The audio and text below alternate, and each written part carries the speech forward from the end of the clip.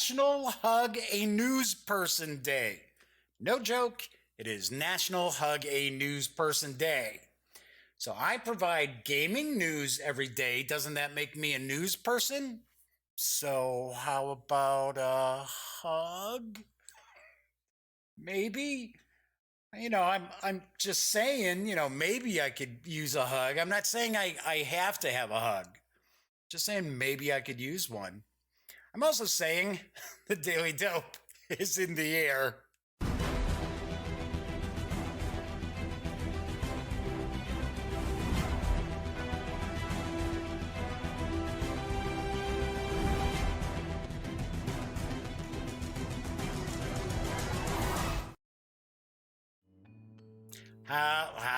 Howdy, gang. Whoops, that bounced a little too far ahead.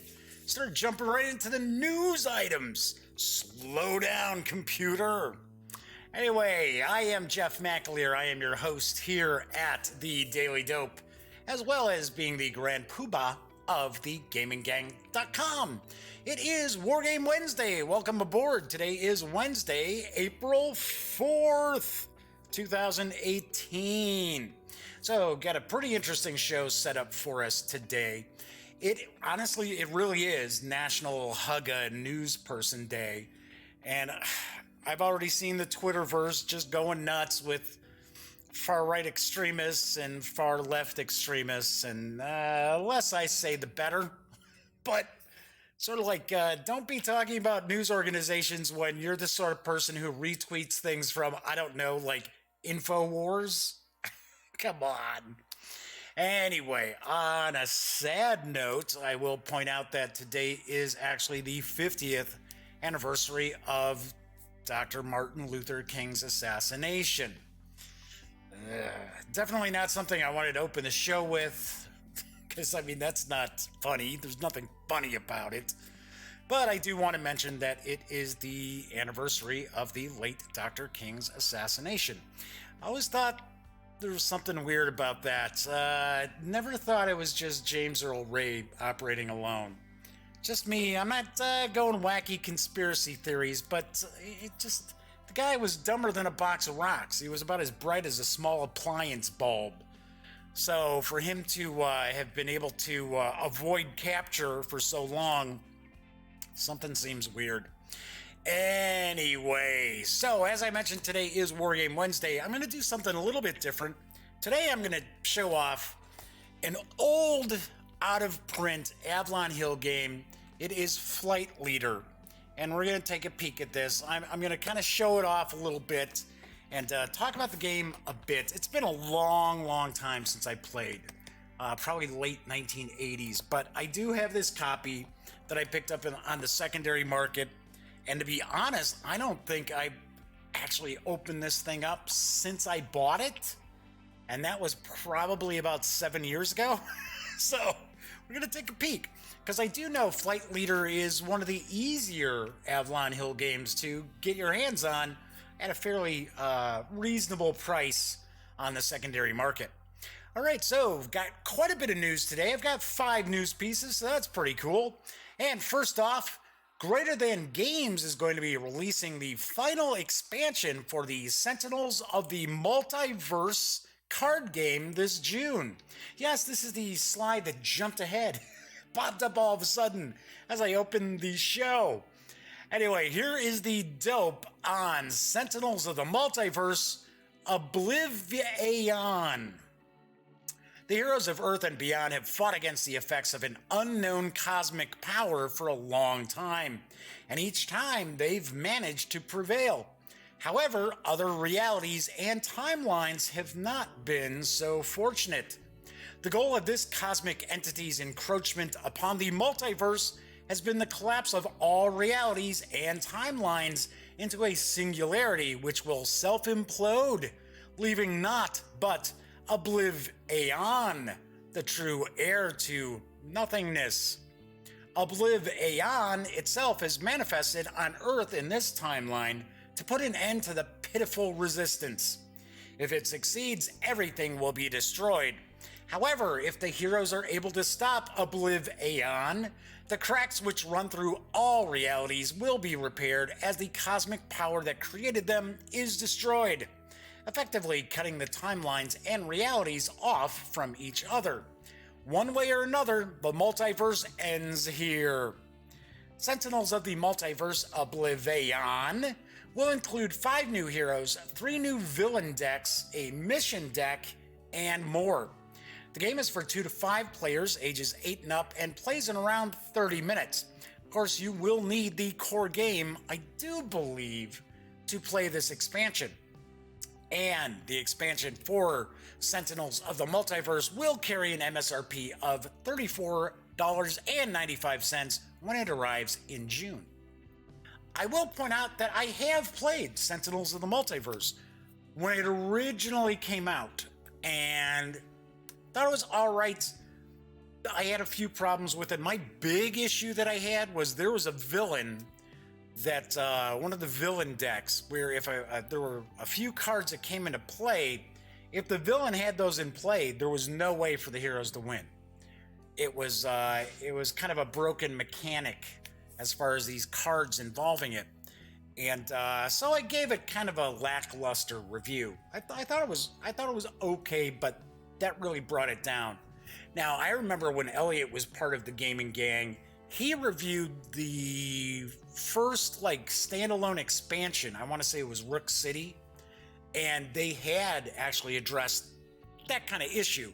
And I know he liked it a lot better. I have not seen Sentinels of the Multiverse since I saw the original, but it has been very popular, and Greater Than Games has done a miniatures skirmish game that's supposed to be really cool.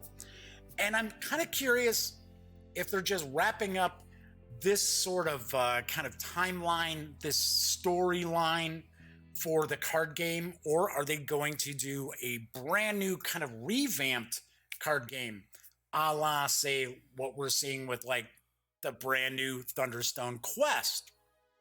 Curious. I'm wondering. I might try to reach out to Greater Than Games, because I know they send me news pieces from time to time. All right, one thing I do want to point out before I move along, once again, jumped right into the show, forgot to mention this, chat is available through YouTube. I am only streaming on YouTube right now. I'm no longer streaming on Twitch. Mainly, I didn't have a lot of people watching on Twitch. Mainly, 2 or 3 live, usually every day. And you would see some oddball characters popping up in chat, which that's why chat is not on the screen. So it kind of de-incentivize, I guess, disincentivize people to type weird, wacky stuff in chat. All right, moving right along to my next news piece. A new title, supposedly inspired by a classic arcade game, has hit stores, and I've got the dope on Atari's Missile Command. Yes, from IDW Games. As global tensions mount, leaders of powerful nations sit ready to defend their people or destroy their enemies. Alliances are formed, yet fragile. Deals made, but not always upheld. Diplomacy is just as important as strategic planning and procuring armaments. The missiles are at your command and the choice is yours. Fire on your enemies or betray your allies in Atari's Missile Command. Atari's Missile Command is a social game of diplomacy and destruction for 3 to 6 players. Build your stockpile of missiles, make deals with your opponents, and vie for the top spot on the world stage in this fast and strategic take on Atari's classic video game. The game is for ages 14 and up and plays in around 30 to 45 minutes. Atari's Missile Command carries an MSRP of $39.99, and it is supposed to be in stores right now. Gotta admit, this seems kind of like an oddball title. For those who played Missile Command, and of course I'm old enough to have played it in arcades when it came out, it was basically you had a trackball and you were trying to stop these missiles that were coming down on the screen. So I don't know how this really works into being Atari's Missile Command. Otherwise, outside of just kind of playing on the name of the arcade game, I don't know. I almost have the impression, now I'm not saying this is a ripoff of Nuclear War from Flying Buffalo Games. I sort of have an impression that it kind of maybe borrows from that design a little bit. I don't know. I can't tell you. I will not see this up close because IDW Games completely ignores me. Their comic side pays attention to me. For some strange reason, the game side just couldn't care less about the Gaming Gang or the Daily Dope. But I did want to share this news piece because it looks kind of odd, kind of weird. Don't know. I'll have to keep my eyes peeled to see what people end up thinking about it. Anyway, moving right along, there is an expansion that's going to be coming in October. Yes, I know it's quite a ways off, but I know a lot of people are going to be excited about it because it will be the first expansion for Gloomhaven, and it will arrive from Cephalofair Games this October. I've got some dope on the core game, as well as a little bit of info about the expansion. And of course, I'm sure many of you are very familiar with Gloomhaven already, but if you aren't, it's a game of Euro-inspired tactical combat in a persistent world of shifting motives. Players will take on the role of a wandering adventurer with their own special set of skills and their own reasons for traveling to this dark corner of the world. Players must work together out of necessity to clear out menacing dungeons and forgotten ruins. In the process, they will enhance their abilities with experience and loot, discover new locations to explore and plunder, and expand an ever-branching story fueled by the decisions they make. This is a game with a persistent and changing world that is ideally played over many game sessions. After a scenario, players will make decisions on what to do, which will determine how the story continues, kind of like a choose-your-own-adventure book.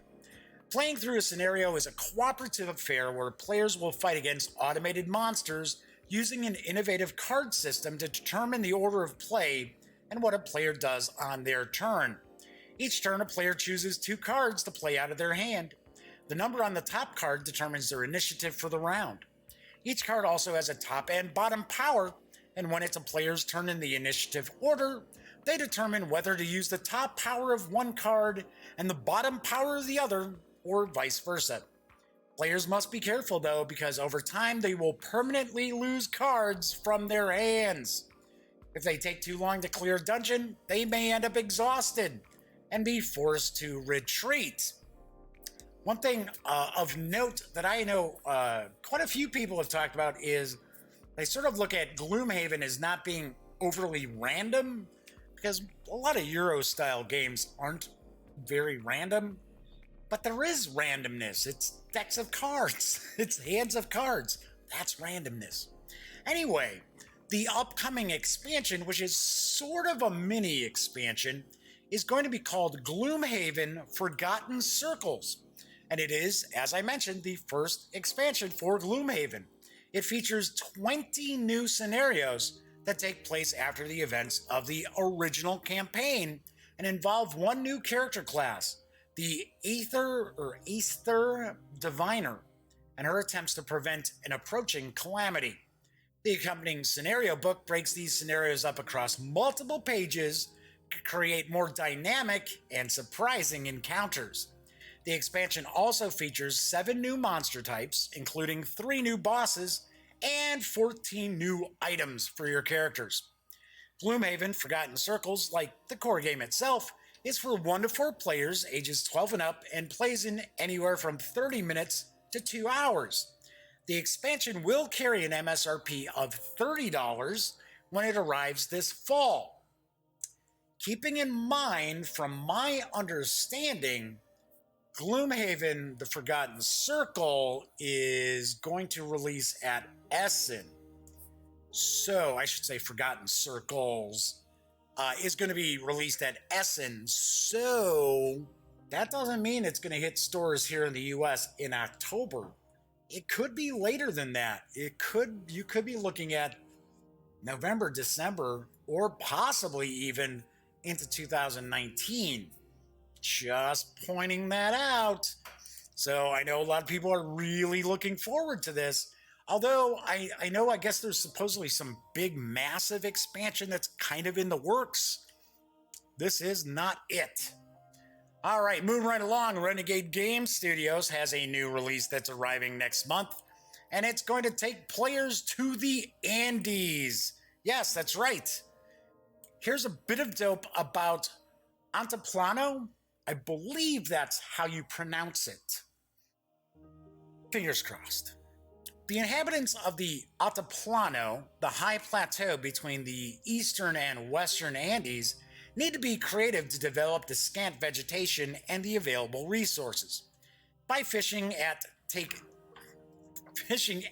Lake Titicaca, would it be fishing in Lake Titicaca?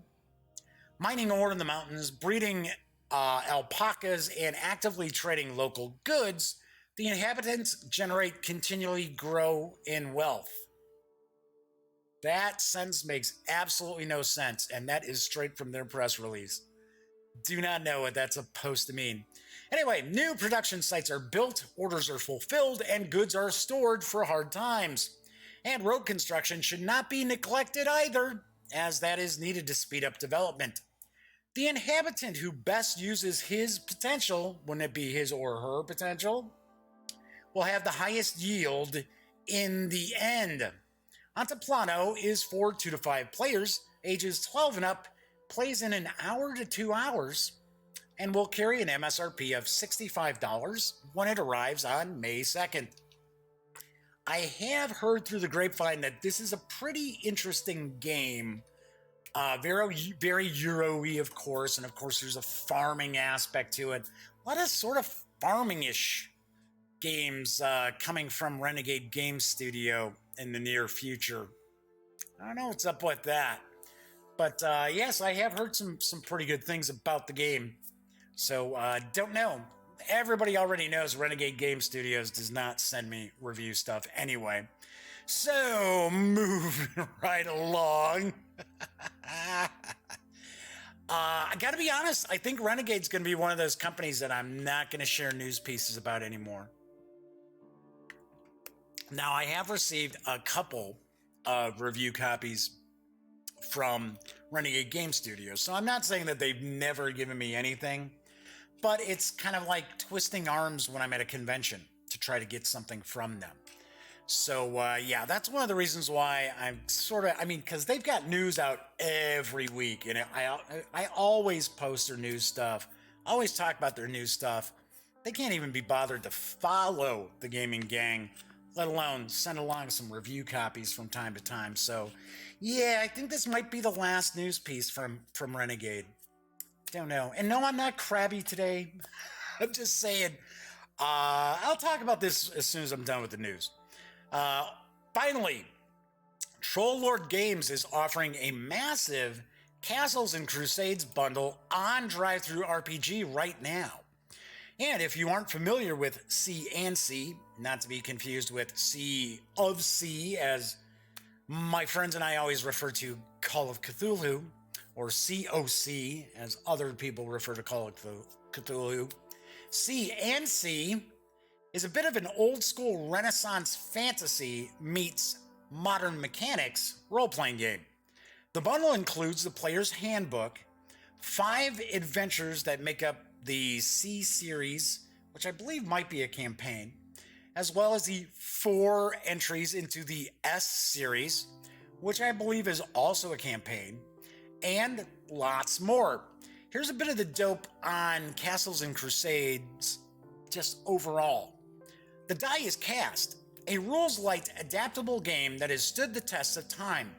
12 years in constant publication with no new additions, Castles and Crusades is the original easy-to-play attribute check system. Join us and unleash your imagination. Join the fray. Plunge into worlds of fantastic adventure where dragons lie and the undead stalk the shades of your mind's imaginings. Where creatures of legend plunder wealth through the horror of their passage. Monsters Grim and Foul hold the Ecstasy of Gold. Ecstasy of Gold? And the Renown of Glory. The Castles and Crusade bundle, I should say Castles and Crusades, plural, bundle includes 15 PDFs, which altogether would normally retail at $150.85. And you can get these offerings right now for the low price of $29.95 from Drive-Thru RPG. As I always point out, if you're going to visit Drive-Thru RPG, please stop by thegaminggang.com first, click on one of our banners for the drive-thru sites, and if you happen to make a purchase, we get a small portion of that sale. I am not familiar. Don't know why that bundle of holdings suddenly popped up here. What in the world is going on there? Get rid of that. What the heck? There we go. No, we're not talking about bundle of holding. That was yesterday. I'm not very familiar with Castles and Crusades, but it is pretty popular as far as small publishing fantasy role-playing games. So that's kind of cool. And I do not know why this keeps popping up with the bundle of holding. That is not what it's supposed to have in here. Anyway, let's move right on out of the news then. Enough of that. I don't know, for some strange reason, maybe the slides that I downloaded, because what I tend to do is I do the graphics for the news and stuff on my laptop, and then I upload them to my Google Drive, and then download them when I get downstairs into the Duct Tape Studios, and then plug everything in. So for some reason, maybe those other slides I put together for good old Castles and Crusades didn't end up overwriting yesterday's news item from Bundle of Holding. Weird. Kind of weird. Anyway, hey, it's a live show. Can I tell you? Weird things happen on live shows. That's how it goes. Anyway, so before I jump into showing off Flight Leader, just wanted to mention earlier today I was kind of going through my Twitter account, and I was shaving off people that somehow my account for the Gaming Gang, which used to just be the Gaming Gang, now it's me at the Gaming Gang. There were some accounts that for some strange reason I was following that I'm sort of like, don't know why I got to follow on that. So I was kind of trimming through that, and I had talking about earlier when I was doing the Renegade Game Studio news piece, started getting rid of like followers. Hey, Russell Higgins, nothing weird here. Yeah, there's always some weirdness, Russell. Come on, it's my show. It's always some oddball thing. Good to see you're popping in to catch the show, Russell. But anyway, so I was kind of going through, and I'm like, I don't know why I'm following these people. They don't follow the Gaming Gang. So I was doing a bunch of unfollowing. And I had talked about this before, come April, that I was going to call some of the companies that I provide news pieces for, always talk about on the news, because they don't support us in any way. You know, they don't even want to send us like review copies of stuff. So it's sort of like, I'm done being a one-way street for a lot of these companies. And, you know, that's just how it's going to be. If I only have a couple of news pieces on a show, well, I'll only have a couple of news pieces. But it's just sort of like, you know, I hate that attitude that some of these companies have where it's sort of like, well, you know, just share our news. I get that a lot from Kickstarters too, where I get all these, you know, this Kickstarter news all the time. And it's sort of like, they don't even say, hello, Jeff. It's just some crappy, just mass email that goes out. And I'm like, if you can't even be bothered to say hello to me personally, I'm not going to post your Kickstarter junk. I don't care what it is.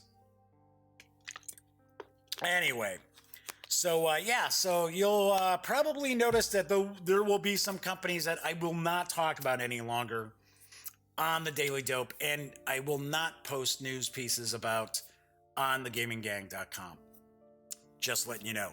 All right, so anyway, as I mentioned, we're going to take a look today at Flight Leader, which is from Avalon Hill Games, long out of print. Let's pop this down over here and move over to the other camera. See what we got. All right, so if memory serves me correctly, and I am actually going to be doing this kind of overview right off the top of my head, because even though it's been quite a long time since I played Flight Leader, it is out of print. So it's sort of like, well, it's not like you can run down to the store and be like, yeah, I'm going to go pick up Flight Leader. But if I remember correctly, and I'm sure somebody out there will catch this video, and if I'm wrong, they're going to correct me. I want to say Flight Leader came out in 1986. So Flight Leader actually came out just after I was getting out of high school. And I remember playing this, but I can't remember who I played it with. And I can't remember if I was at like one of these like weekend, like game weekends that we used to go to. They weren't really conventions. They were sort of just like gaming weekends. They would start on Friday nights and run through like Sunday at like community centers, things like that. It might have been there. I don't know. I don't recall. But Flight Leader is basically a game of air-to-air combat jet aircraft from 1950 to the present, which would have been about 1985. So as you can see, now I got this through the secondary market. Somebody had written it was for $2. Now, I believe somebody probably picked this up from like a flea market or a garage sale, probably more likely a garage sale. And somebody had written $2 on Flight Leader. Now, I did not pay $2, but honestly, I think I paid something like $6. So this is partially punched, and I am actually going to put my reading specs on because this game has really small counters, and I recall that there are some aircraft sheets. So we've got some small counters here. We got a 10-sided die. I don't recall a lot of Avalon Hill games that took, 10-sided dice. So the game itself, you know what? Let's look at the back of the box real quick. The game itself is for actually up to 8 players. I want to say it's for 2 to 8 players. So it says Flight Leader puts you in the cockpit of a high-performance jet fighter commanding 2 to 8 high-performance aircraft. Your mission is to establish air superiority by clearing the enemy from the skies. Flight Leader was designed by fighter pilot Captain Kerry Morgan, I think it is. As you can see, there's a little tear here. For United States Air Force training, and is a highly realistic yet easy and fun to play game, which depicts modern aerial combat. You can refight any air battles from the subsonic gunnery duels of the Korean War to the deadly technology of the supersonic missile engagements of the present day. As a fighter flight leader, you will face the same considerations and make the same decisions as your real-world counterparts: energy management, fuel awareness, terrain, environment, altitude and formation, radar lock-ons and visual sightings, pilot quality, and weapon systems. 4 MiGs have just bounced your 2 Phantoms. What do you do now? And it shows a medium complexity and a very high solitaire suitability. All right, so I recall playing the basic rules for this game. I do not recall playing an advanced game. So, taking a look, we've got, as I mentioned, some of these are punched. And the reason why I was putting on my reading glasses is because these have really small counters. I mean, this is the traditional counter size from war games, and that is awfully tiny. And you can even see that it's not even just, oh, well, it's supposed to be an aircraft silhouette, top down actually, but there's actually things on this counter. Let's see. It's in focus. So yeah, so a little tough to see. So the different aircraft, there are different guns. We don't really have to go through a bunch of this stuff that's already punched, but So, of course, obviously, the red are the Soviets, and I believe the blue is the United States, and I believe they've got fighters from various different countries in the game. Oops. All right, so as you can see, that this copy that I got is not completely punched. Kind of interesting. Look, I mean, the turn marker hasn't even been punched out. Alrighty. And we got dual sides here. Now we've got the unit sheet, so we got more aircraft here. So we got the light blue, dark blue, red, green, gray, different rockets, different missiles. You may recall I was showing off Phantom Leader last week. So I kind of wanted to jump back and bust out something, pretty far back there with Flight Leader. And we can see we've got the Games and Parts price list for 1986. So we've got the catalog included, and they Victory Games. I gotta admit, I really liked a lot of the Victory games. And okay, so I'm going off on tangents here, right? Because wow, we're talking about an old game here. This is the James Bond role-playing game. I gotta tell you, that was an excellent role-playing game. It was really, really good. They had some really, really good rules on chases and seduction. Because of course, come on, it's James Bond, right? But it was very, very cool. We used to play tons and tons of Avalon Hill stuff. And Victory Game stuff too. All right, so do a friend a favor. Hey, look, get them a catalog, huh? All right, so this has a lot of cards in it. I was gonna say, because I thought I remembered it at a mounted map, mounted board. Oh, it's a cloud card. Okay, so it's got a cloud card. It says cut apart. I don't know. I don't know where it was supposed to be cut apart. Was it supposed to be cut apart here? I have absolutely no idea. But as I mentioned, I remember we have these status cards. So you actually you're tracking all this stuff on this status card. Now I have to laugh because it's showing on the back of the box. It was talking about, oh yeah, it's medium complexity. Yeah, medium complexity for back in the 80s when your rule books and everything were just jam-packed with case points and things like that. In fact, let's take a look at the pilot's manual here. So I remember there was the basic game and there's the advanced game. And in the basic game, it was pretty hard to get a shot off. It was kind of tough to get a shot off. But if there was a single hit, then you could scratch one bogey. Or if, of course, your plane got hit, your jet got hit, you got shot down. So here's the pilot's manual, and this is going to look real old school for a lot of folks, a lot of experienced wargamers out there, because you're going to be hard pressed to find too many images in this rule book. And it's kind of interesting. And this is later in Avalon Hill's career. It wasn't too long after this that they went out of business. So we may even see a few illustrations, but back in the early days, lots of luck. All right, so we're seeing the pilot's manual. These are the advanced game rules. So wait a second.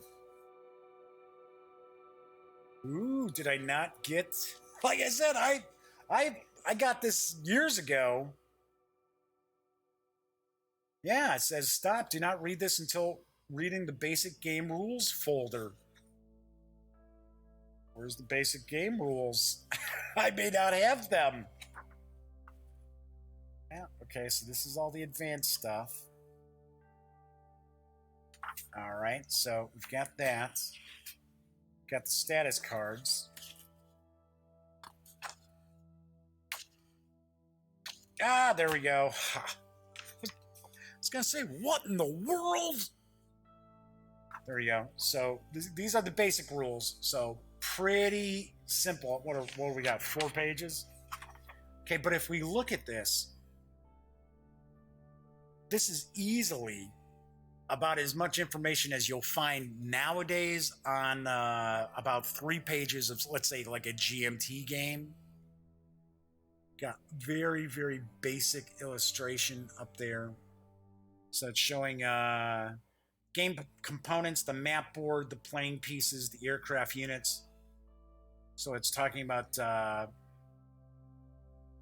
different countermeasures with the counter, the identification, what kind of what plane is it, the aircraft silhouette. So talking about the basic game setup, prep for play, sequence of play, rules, initiative, flight decision steps. So you're messing around with your throttle, your fuel, maneuvering, altitude change.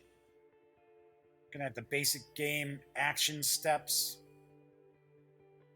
I don't recall this being a game that you had to pre-plot your moves.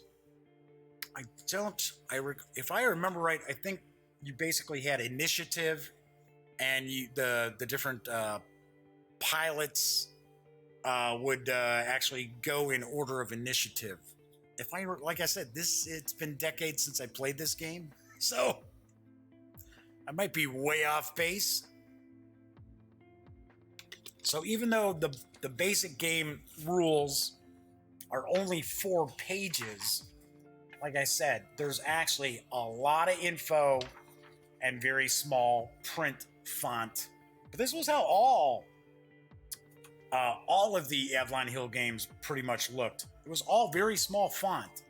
Outside of, well, the role-playing games that they released, they had way more images because obviously a role-playing game, role players would demand more images. Not tons of illustrations, not like we see nowadays, but even the Advanced Dungeons and Dragons originally had illustrations, but it wasn't like jam-packed with artwork like we see game books these days. But anyway, so those are the basic game rules.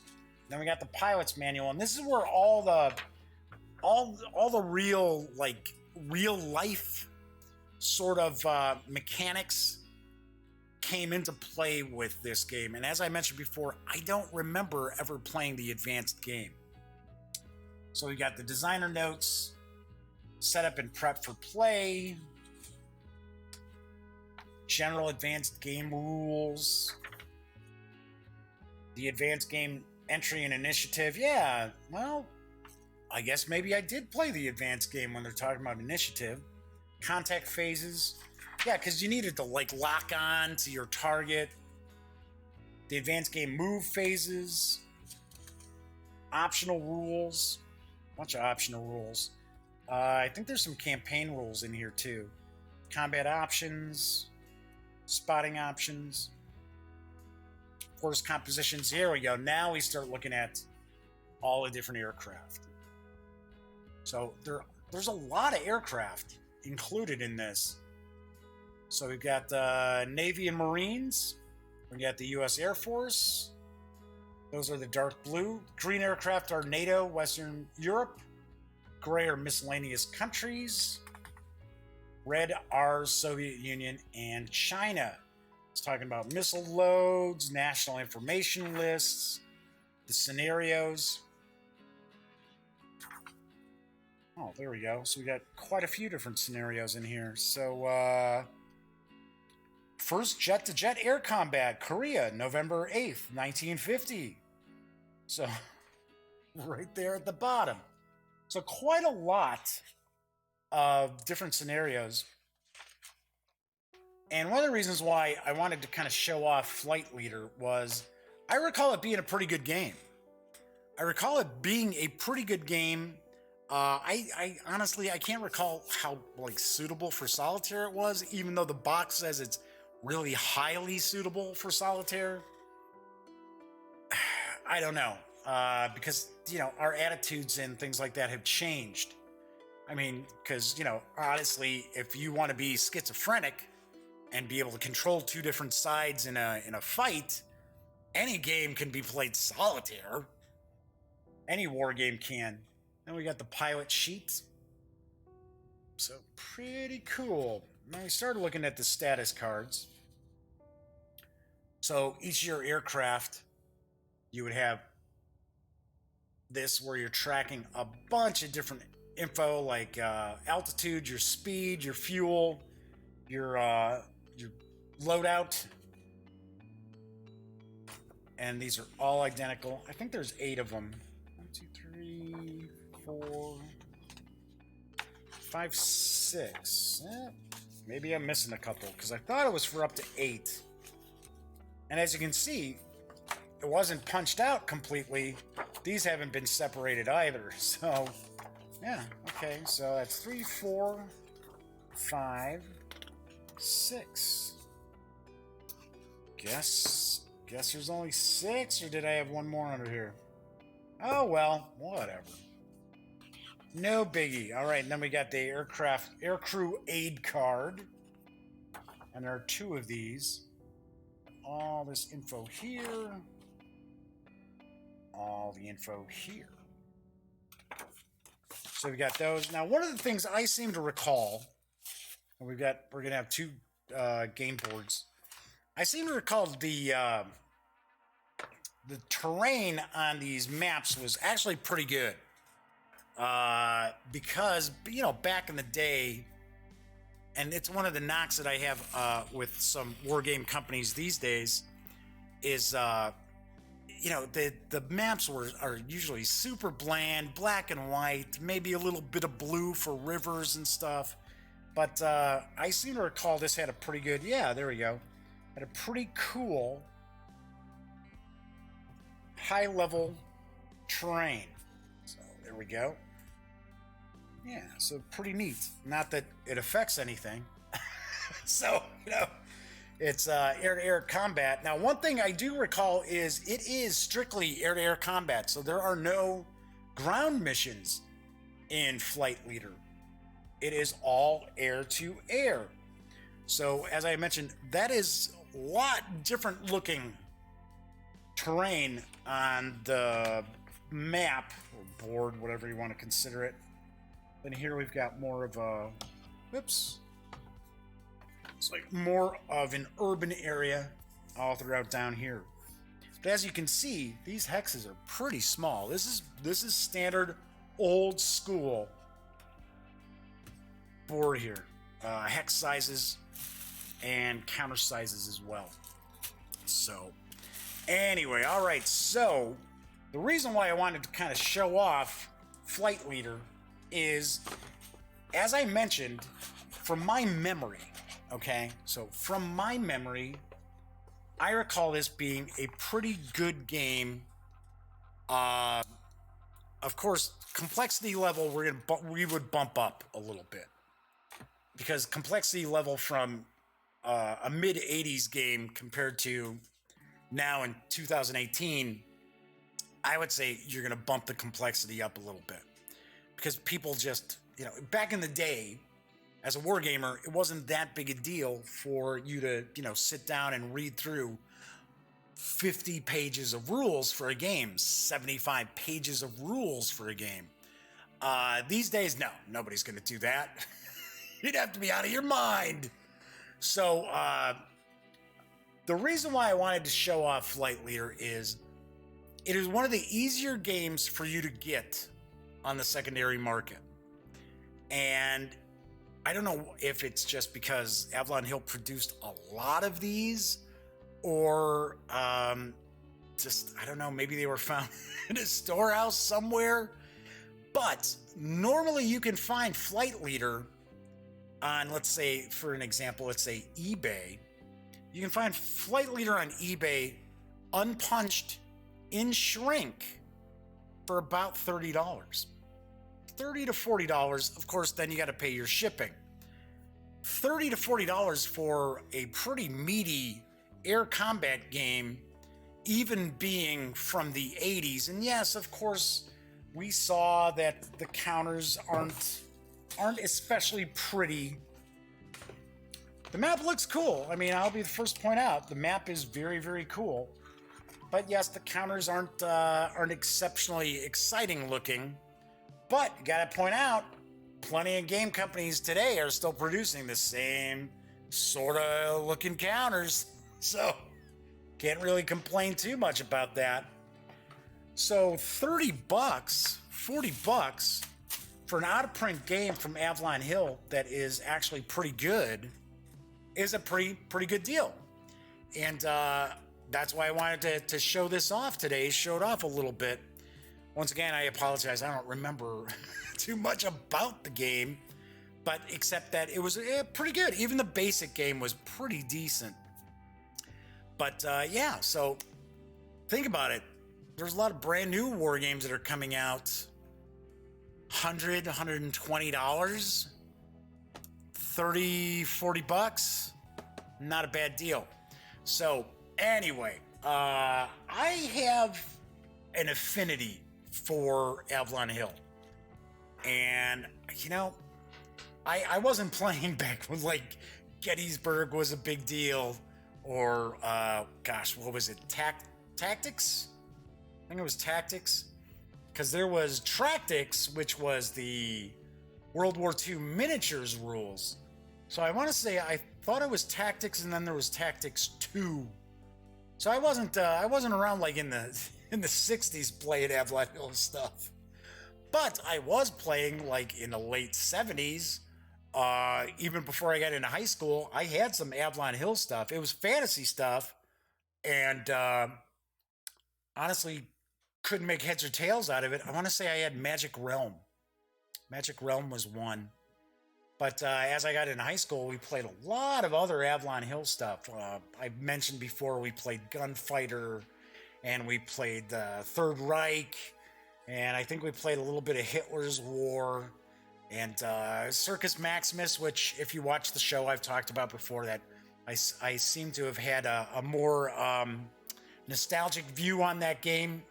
Seem to recall it being a lot more entertaining than it turned out to really be when I picked up a copy a few years ago.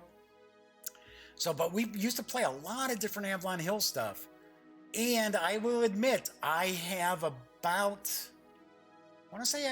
60 Avalon Hill games in PDF that over the years people have scanned. So I every once in a while I'll pop one open and kind of, look through it and remember, oh yeah, oh gosh, yeah. Wow, there were a whole lot of rules to Gunfighter. Jeez, holy cow. So, and I have all the general magazines in PDF too. Although I haven't really looked through them in a long, long time. I've got all the Dungeon. I've got all Dragon magazines.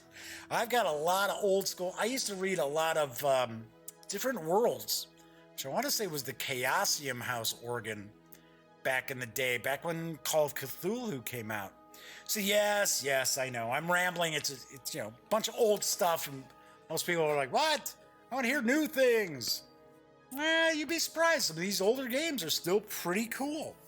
So definitely take a look at Flight Leader. I think I mentioned, I want to say I got this copy here, which, of course, the box is pretty beat up.